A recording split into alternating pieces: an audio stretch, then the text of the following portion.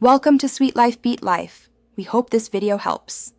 You start by opening Windows Defender Firewall so you can change permissions.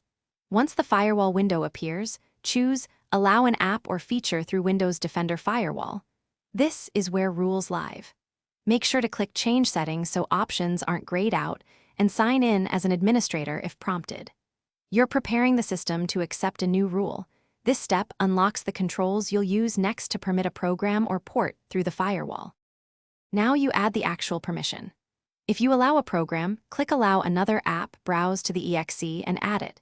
Choose private, public, or both as needed. For a specific port, open Advanced Settings, go to Inbound Rules and pick New Rule, then select Port, choose TCP or UDP, enter the port number, and allow the connection. Once done, assign a clear name and scope so you know why the rule exists and where it applies. Finish by applying changes and immediately testing the application or service from the network you expect to use.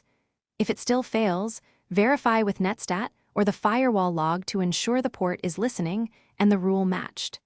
Make sure network profiles, private/public, align with your test environment. If you need to troubleshoot, temporarily disable the firewall to isolate whether the block is the cause, but re-enable it.